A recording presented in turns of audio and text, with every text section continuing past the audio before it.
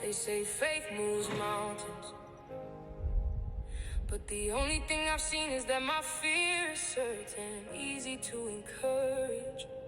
When you're on the other side of the mountain, easier said when the damage is done. How do I breathe when the weight of the world is crushing me?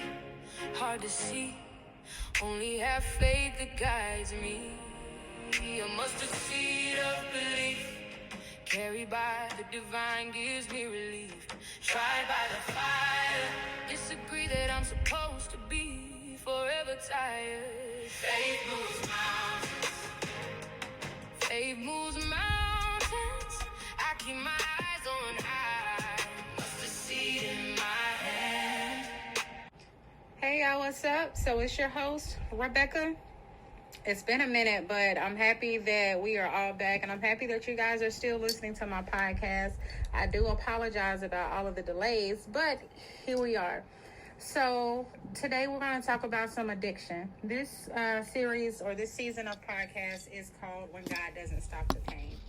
And it's called When God Doesn't Stop the Pain because sometimes we have to grow through the grief of whatever it is that we are overcoming. And in this topic today, we are overcoming addiction and what recovery looks like and how it impacts our lives and why understanding addiction requires compassion rather than judgment. So many people hear the word addiction and they automatically go to drugs or alcohol, and that's the same with grief. A lot of times people hear grief and they automatically think, oh my God, someone has died. But the reality of it is that addiction can wear many different faces, just like grief can. It can look like substance use. It can show up in relationships, in work, in food, spending habits, social media use, just a couple different things. And if you feel like you don't, fit any of those demographics, how about perfectionism? Whatever you use to avoid healing your pain, that's some form of addiction. And so today we are definitely going to kind of group together how addiction resembles grief. And it's not necessarily saying that you have to grieve in order to deal with addiction, or you have to be addicted to something in order to grieve, but it's more so that we can understand the complexities of how both of those, how we maneuver and move through life within both of those genres. At its core, addiction often begins, something simple, something to cope with, something to release the feelings of trauma, pain, loneliness, fear, unmet needs. We definitely have a co-host with us today. We're going to do a little interview. She's an amazing person. She does amazing work within the community. So we're going to kind of ask her some questions a little bit later on. What starts as relief can slowly become a dependence, leaving us feeling trapped in a cycle that we find very difficult to break. And a lot of people, they look at us like, oh my God, that is something you're just supposed to be able to let go and release. But that's not the reality of it. So in this episode, we're going to explore the many faces of addiction. We're going to challenge those common misconceptions.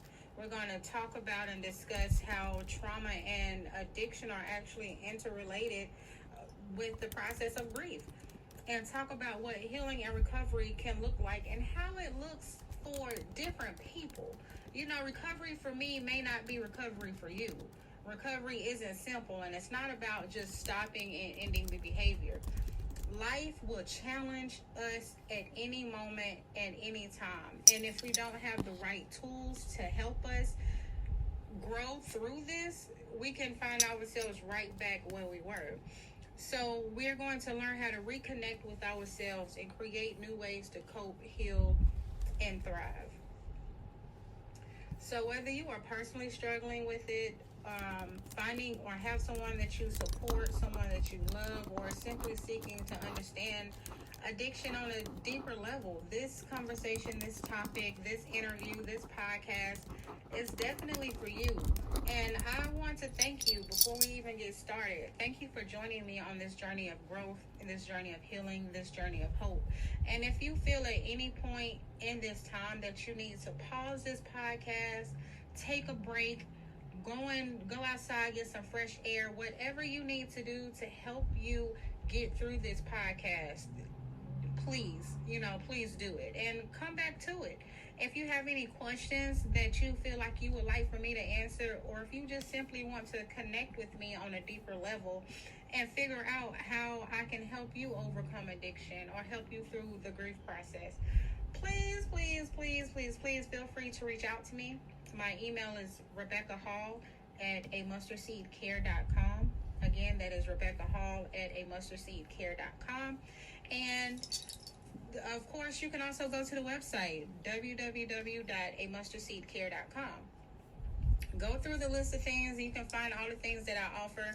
We do have a TikTok that is coming up that I'm trying to get up and running, but y'all know me. It's a work in progress. Life is a work in progress. So before we get started on these interviews and introduce our amazing interviewee, I'm gonna pause for a moment and let you guys listen to this song, and then we'll be right back.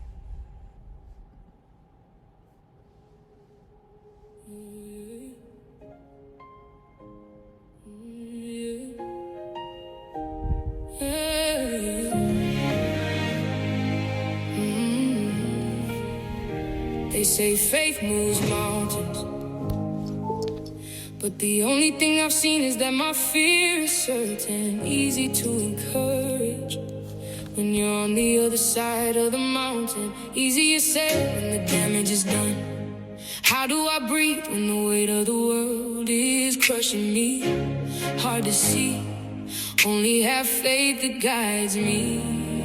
A mustard seed of belief, carried by the divine, gives me relief. Tried by the fire, disagree that I'm supposed to be forever tired. Faith moves mountains. Faith moves mountains. I keep my eyes on high. Mustard seed in my hand. Faith moves mountains. Faith moves mountains. If all it takes is faith, then I still stand.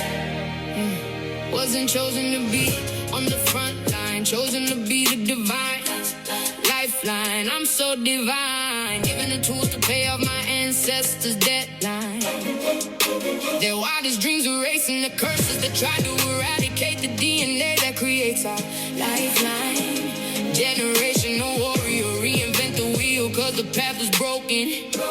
Trials and tribulations, I'm thankful, because now I've been awoken. A mustard seed of belief, carried by the divine, gives me relief. Tried by the fire, disagree that I'm supposed to be forever tired.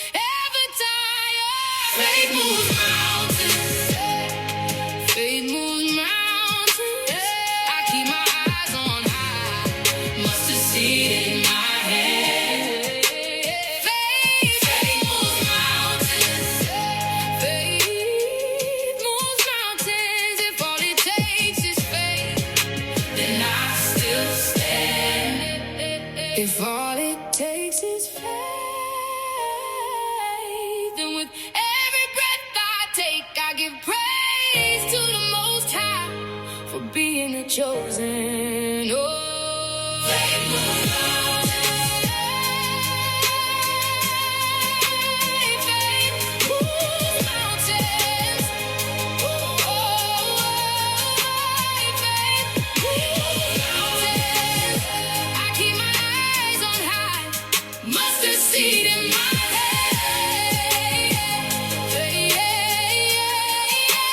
Faith moves mountains. Faith moves mountains. If all it takes is faith, then I still stand. Oh my God, I really, really, really love that song. That song is so beautiful. Um, that song is actually on Apple Music, guys. It's called Faith Moves Mountains, and it's actually written by me, but the song on there is Divinely Chosen F. So that is that. If you guys are looking to download the song and listen to it, I absolutely love it. Please listen to it. You don't have to, but that's my jam. So we are about to introduce our interviewee. Her name is Kelly. Kelly does an amazing job and amazing work at the hospital. She is what we call a peer support specialist. So we send her these referrals, and she goes in and she talks to patients who have history with substance use. Kelly has been in recovery for the last 7 years, and she is raising her beautiful daughter and her beautiful son. She's an amazing mom, an amazing person. But I am going to stop here and allow Kelly to get started. Kelly, please go ahead and tell us your story. Um, well, I was adopted, the only African American in my family growing up, raised by Caucasian people, and I really felt like I was the black sheep growing up. I was missing a part of my identity, and when I could see color about, I don't know, 9, I think is when it really stuck out to me. I started acting out, and I felt like my parents couldn't tell me anything, that my real mom was going to come back and get me one day, and I would just wait by my bedroom door. Around 4th grade, I started acting out, not doing my homework. I'd have to stay in school for detention, and by 7th grade, I flunked it, so I had to go to summer school. I started testing marijuana and alcohol when I was younger, and just stealing from my parents.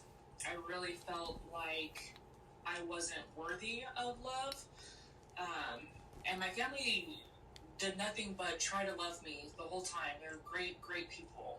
Still are amazing, very supportive, kind. They did the best that they could with what they knew how to. Mm-hmm. It was just an inner thing for me that I didn't know how to appreciate the love until I got into recovery. My birth grandma gave my birth mom up for adoption, and my birth mom gave me up for adoption. The adoption was open. I got to see my birth grandma every other year. She would fly out from New Zealand, and I had family in California that would come out to see me.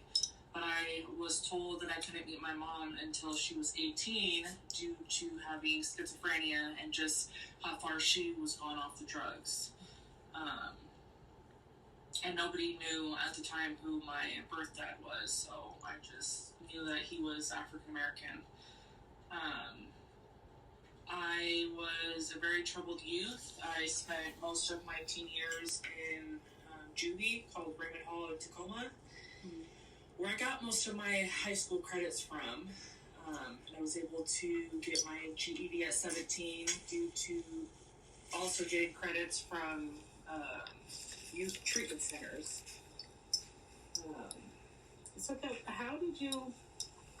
What prompted you to start noticing that you were different from your family, the family who raised you?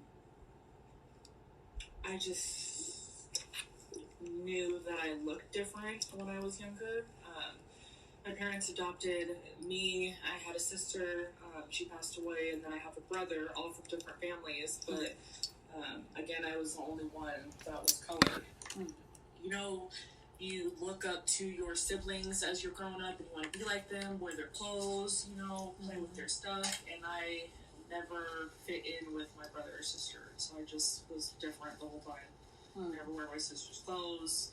Her makeup was a different color than my skin. My parents didn't know how to do my hair, so I was getting comments at school growing up. I just knew I was different. So you didn't really have that relationship either, or do you feel like you had that relationship with him? Like a strong relationship, or did you just feel like you were different? I did not have a strong relationship. Okay. So do you feel like that kind of contributed to feeling like an outsider? yeah, I felt like I was in a stranger's home. Mm-hmm. And then I know you said you started. And if this gets too much for you, let me know. You're like, look, girl, you asking too many questions. And tell me if my therapist hat is coming on too. Okay. So I know you said like you started dabbling into marijuana. How did that start? It was basically just for attention and a cry for attention. My sister would smoke it, and I didn't like the way that it made me feel, but it was part of the cool crowd, and I would get attention from all of her friends who were older. I would get attention from guys, and I'd bring weed to school and get expelled, or wine coolers and get expelled. But I really hated weed because it's a downer, and I'm already like chill enough, so it really put me to sleep or just made me sit there paranoid. Look, I get it. I'm getting no weed. You don't find me in a corner sleep. I like now. If this is gonna put me to sleep, okay. Yeah, that's the only thing I'm really able to deal with that. Yeah, I want to be up. So, what was your drug of choice? When did you get involved with meth? I tried it when I was 15, and it was great. I was sexually active then, and it really heightened that sense for me. I did it for about a week straight, and thought the feds were after me. And the feds? Yeah. After a week? Yeah. Oh, I was up. Oh, you was up for a full week? I was up. Yeah, I woke up in a hotel with the people telling me I had to pay for the room or get out. I was like, what the fuck? I've been up way too long. Yes. So what kind of happened after that? Like, how did you get out of that situation? Or how long did you stay in that situation? How long did you stay on that? Or did you try other things? I tried crack. I tried coke. I got heavy into prostitution, so the drugs helped numb that pain away. Tried alcohol. But it wasn't until I met my daughter's dad, when I was 24, did I get back into meth on like the daily use. Okay. And then after that, how long were you on it? A couple years. What do you feel changed for you once you started meth? That what made me stop or continue? Continue. I felt good. I felt numb. Like I didn't have a care in the world because I didn't care about anything. It was a party life for me.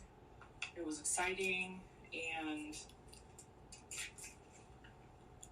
I don't know, that was just the life that I had already lived, so it was like nothing new. It's like just a whole new world opened up for me. And I do hear you say, like, it was a cry for help. Do you feel like in that moment it was a cry for help? Or is that something you realized later on down the road? Later on down the road. In that moment, what was it? I didn't care. Okay. I just didn't care. That's fair. Yeah. You're like, it is what it was. Yeah. And so, how do you feel like, so a lot of times I like to say grief plays a part in everything. And people think that grief is it's only death, but it's not. You know, we mourn different parts of ourselves. We mourn jobs. We mourn friendships. We mourn just like, dang, I woke up and I wish I could have stayed in bed today. I should have took this job. You know, we mourn different aspects of life. How do you feel grief interacts with or correlates with recovery for you? Or do you see a comparison? Not per se that I can call out right now. What do you feel like you miss about, or what dreams did you have before the drugs?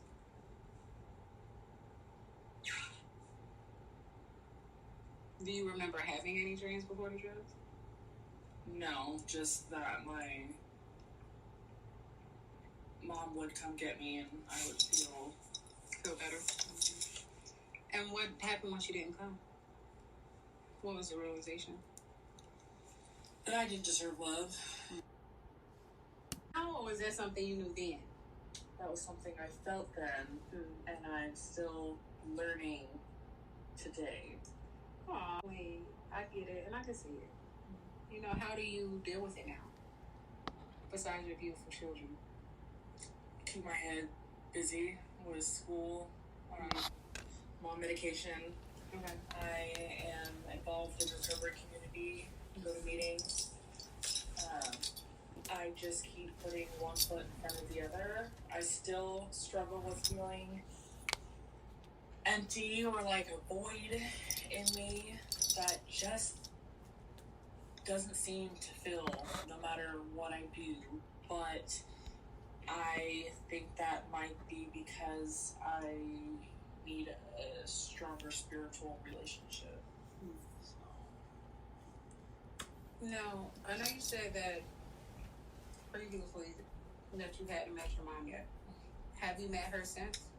Yes, I met her when I was 15. Okay. I was in a treatment center, and the caseworker called my, so I called my adopted mom my mom, because she had me since I was 2 days old. The caseworker called my mom and said that my birth mom was really sick, and she was getting ready to pass away, and if I wanted to meet her, I needed to come meet her now. So my mom picked me up, and she picked me up on a Saturday, and we went and met my mom at like Denny's or something. And I was excited, but I was scared. And I seen her, and she looked really, really sick. She was schizophrenic. She had cervical cancer that spread to her lungs, and she decided to stop doing chemotherapy and was just tired. So she was missing teeth, she was missing her hair. We sat down, and while I was in treatment, I had taken a photography class, so I came with pictures that I gave my birth mom, and we talked a little bit. She told me that she used to prostitute and would prostitute for a pack of cigarettes, and told me that she was all over Tacoma, which was crazy because at that point in my life, I had already been involved in prostitution, and I felt like connected to her in a weird way. She ended up passing away literally a week later on her 50th birthday, and I just ran away. I was like, fuck it. Everything that I thought I had hoped for that was going to fix me was gone, and I just like went crazy. So that kind of gave you your identity, Yeah. and then took it away, all in the same sense. So you had another reality check. So not only were you breathing the possibility, what you have been hoping for, and you had to come to the realization, okay, this isn't gonna happen. What do you feel was the most challenging part about finally finding the acceptance? I feel like it's still a work in progress. Oh, it always is. Grief never goes away. Yeah, and a lot of people have never experienced grief. Like you're never able to experience grief until you have the capacity to experience grief. You know, you can be friends with someone or distant friends with someone and they can pass, so you're not really affected.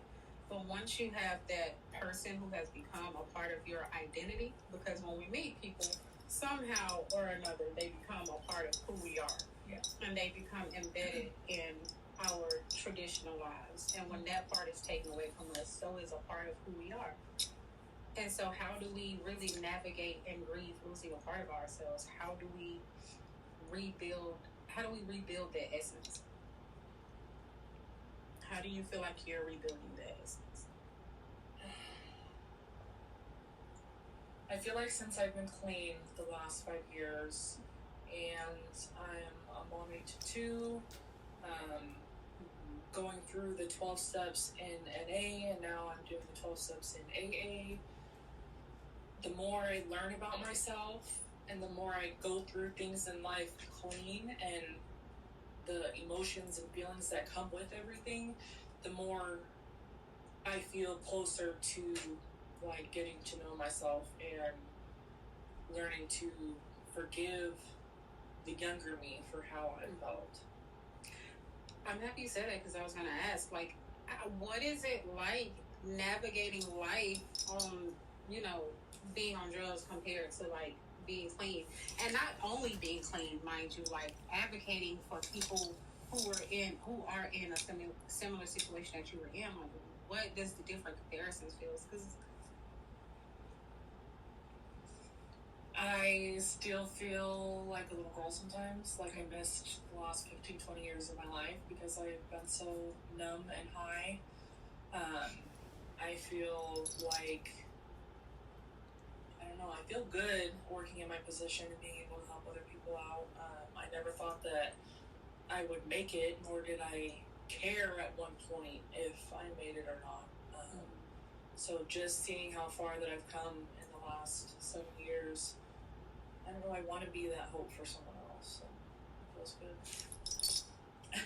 girl, I love that actually. And you're such a good resource.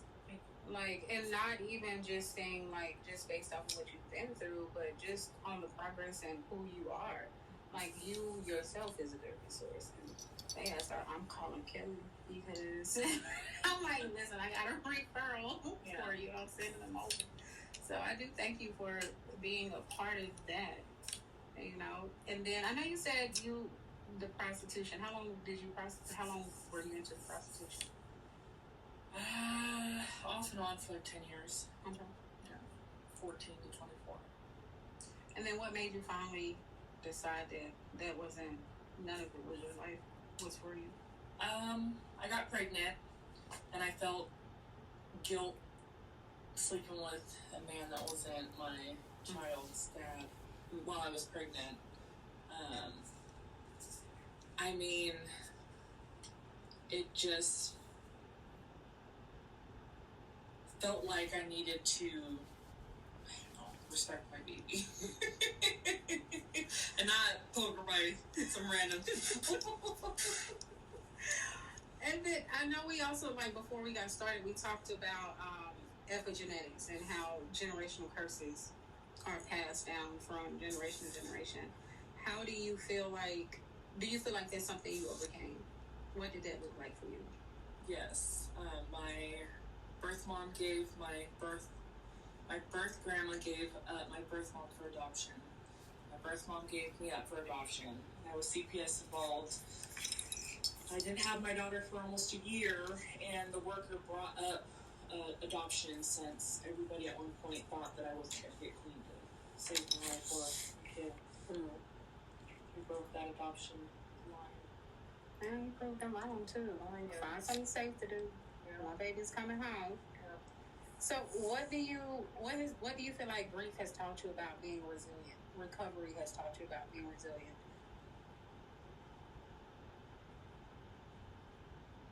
Just keep putting one foot in front of the other, and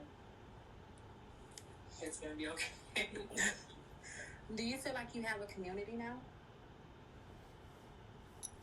Yes and no. Okay.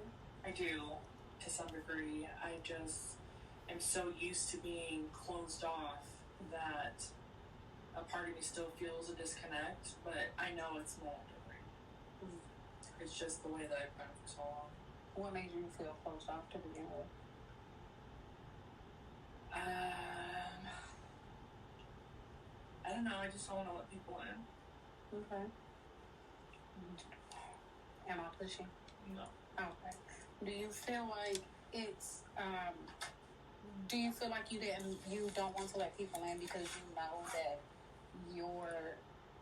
if you're by yourself and you're handling all this on your own, do you feel like you're not going to let yourself down? Yes. Okay. Yes. Because we know life will teach you. Yes.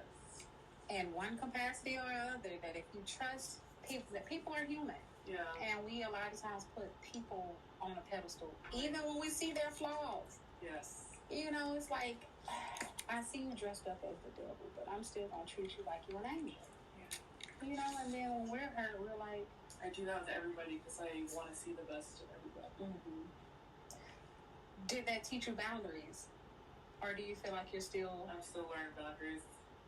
I still struggle with it. You know, maybe off record I'll tell you a few things. Okay. So I don't need you to have no proof of nothing. No, of course not. What happens in Vegas stays in Vegas. And when you feel like, with the boundaries, do you feel like it's because you're still trying to search and find a way to love yourself? Or do you... Yeah. Okay. For sure. And I know you said occasionally you don't feel love. Do you feel like on some lane, like sometimes you do feel loved, or do you feel like it's a constant? I feel love from my family now that I am in my right mind and just becoming a better person. I can accept that love, but I just don't feel like I fully love myself. Mm-hmm. I've forgiven the little girl that was hurt all those years. I feel like I struggle forgiving myself for all the hurt that I've caused my family and others growing up. Mm-hmm. Have you been able to have that conversation with your mom? Yeah, we talk often about things, whether it's talking shit about something that reminded us of something crazy that I did. I can't say I'm thankful enough and sorry enough to them. They really, really showed me true love. I tried to be emancipated from about 12 until 18. I stole from them. I robbed their house. I just did a whole bunch of stuff to where I would yell at them, well, emancipate me. You know, let me go out, do what I want, and fucking die. Like, I don't care. You shouldn't love me. You said die, so I gotta ask. Yeah. Were you suicidal? I've tried once when I was 13. Okay. What about self-harming? Other than the drugs? Yeah. Cutting? Okay. And when you tried when you were 13, what was the outcome? I overdosed on Adderall, and I had to go to a poison control center and went to the hospital and just dealt with the hallucinations for a couple days. Okay. I threw up a whole bunch of green shit. Okay, Adderall was green. I don't know. It's in capsules. Oh. I was throwing up acids. Shit. What do you feel is one of the most memorable moments when you were out there in the world before recovery? Because even so, let me say, I don't feel like I am that person who's going to be like, oh my God, everything you do is bad. Yeah. We know that drugs are a part of life that are considered the taboo in today's society. But the reality of it is when we're in those moments, we do have some moments where it's like, okay, this brought me some form of relief. And there are people out there who are actively in use, and they do have these moments I done this. I can sit back and laugh about it now. Yeah. Yeah. I'd say when I had good dope and great sex. Okay. Hey. Okay. I don't even... Yeah. Okay. And then in addition to recovery, what would you feel are your triggers today?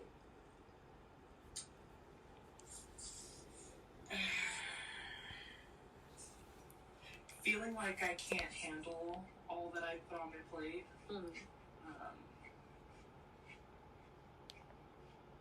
I love my kids to death, but when they test me, and I feel like, damn, I wish I could just have a drink. have memories of going into the bathroom when I was stressed out when my daughter was younger and smoking meth. Like, those thoughts do still cross my mind when I feel stressed out, but they say never, but I know, like, I was done. I'm done. And then, what do you feel are your, because you say the thoughts, what are the thoughts that bring you back to reality? Like, no, that's in the past, this isn't. Actually, going back on the other question, relationships are a trigger for me. Okay. My picker's broke, and I like to pick men that I feel I can fix. Mm-hmm. And if I fix them, then they'll love me. Mm-hmm. And so I feel like when that doesn't happen, or there's toxic on both ends, I want to drink, and I want to use, and I want to not care until I remember that I'm a mom today. Mm-hmm. And as you said, you want to fix them until, so that they'll love you.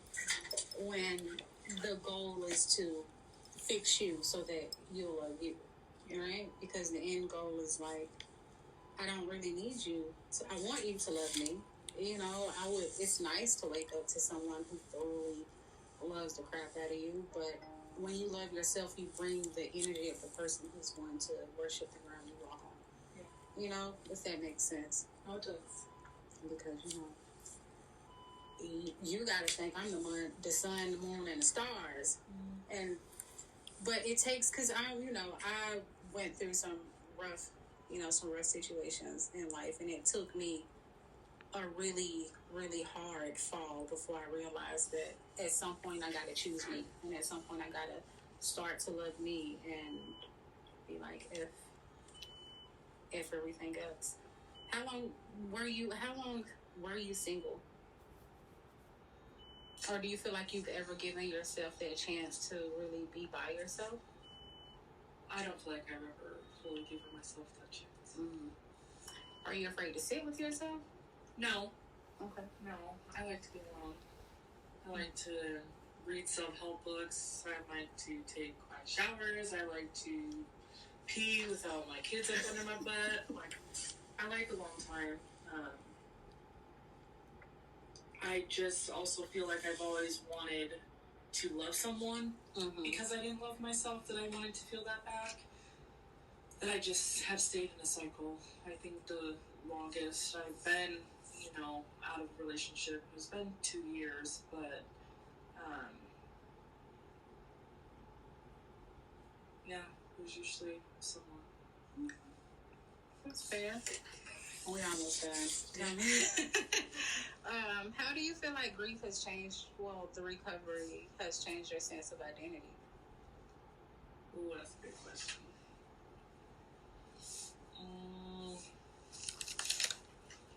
I feel like it has making me who I am today. Because I know that I'm strong, and I know that I'm resilient, and I know that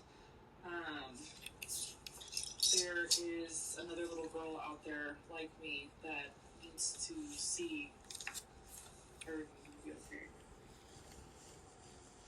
If you could say anything to that little girl, what would you say?